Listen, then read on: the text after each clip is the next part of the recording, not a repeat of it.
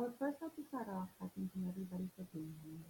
Today, we're going to discuss something that is near and dear to our heart, and that is ending police brutality and improving the relationship between the Black community and law enforcement. In order to improve, we do have to put our programs to the test. We want to conduct evaluations to ensure that our programs are doing everything possible to reach our goal. My name is Deanna Daniels, and I am here representing Family Function, which is a nonprofit organization that seeks to eliminate police brutality and improve the relationship between law enforcement and the police and the Black community. We understand that this is a deeply rooted issue, and we know that it's not going to be fixed overnight. However, we believe that creating a healthy environment for communication, engaging both parties in team-building interventions, and developing a level of comfort between the law enforcement and the Black community will assist with improving this social problem. With regards to evaluating the effectiveness of the basketball and police program, we will utilize a one-group study that consists of 5 youth aging from 15 to 17. The program will meet 3 times a week for 75 to 90 minutes. The program will last from May to July. Each youth will be essentially paired with a police officer that is matching their gender. The beginning of the sessions will consist of introductions, debriefing, and concussion notes.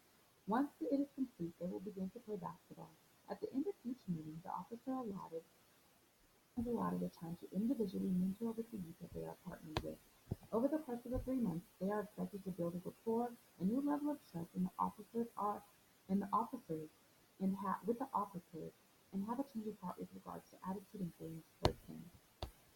We are conducting evaluations on our basketball program to gauge if the youth participating in this program report improved thoughts and attitudes towards police.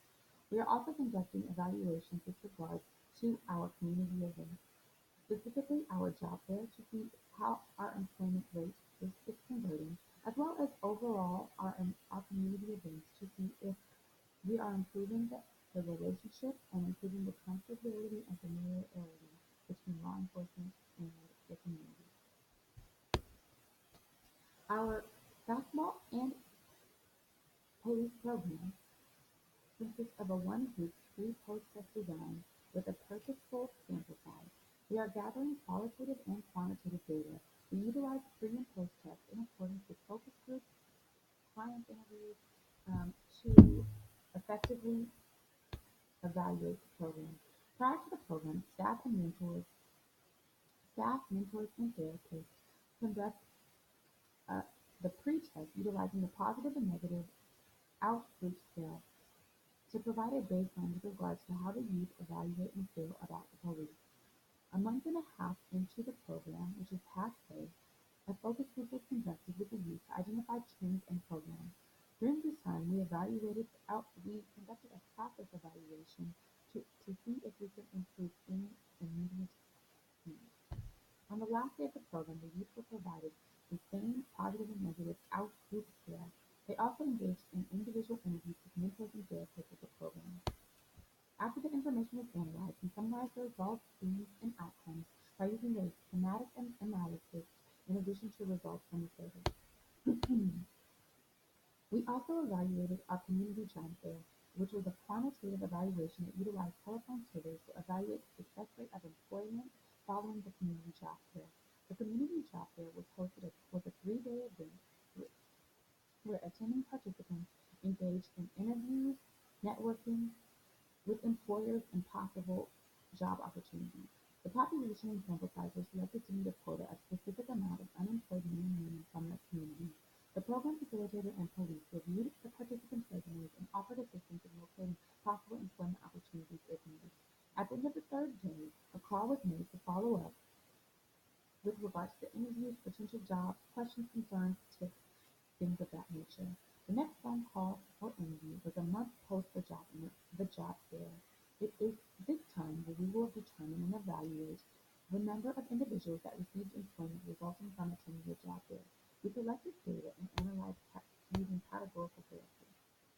Following the initial evaluation, we conducted a single-study quantitative study, again selecting participants to meet a specific quota. The participants were the individuals that received employment from community job fair. Our purpose of this evaluation is to see if the participants have the ability to maintain strong employment quality. The online survey and checklist is provided after the 90-day standard probation period. The online survey will be gathered, collected, analyzed by using categorical variables and understanding the rate of professional conduct. By understanding the rates of professional conduct. Job fairs are one of our community events. However, we do host events year round.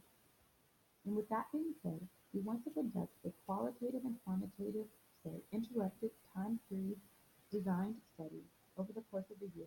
The population incentivizes a census approach trying to collect data from the Black community. The participants consisted of members in the community that attended the event. We held 14 events, and each participant that attended had to attend at least 9. We gathered data using pre and post tests. The scale used to record change was the perception of police scale. The first test was administered at the end of the first event, and the last test was administered at the final event. The program facilitator will be the staff to collect the data and using thematic analysis. The results will indicate whether the community event helped improve the perception of the Black community towards the police. This will also result in a better rapport with overall with the police and law enforcement. To ensure that our evaluations were reliable the, and valid, we utilize structured observation, which is beneficial at times to observe behavior. Sometimes behaviors are measured by observing how often they occur and how long they last.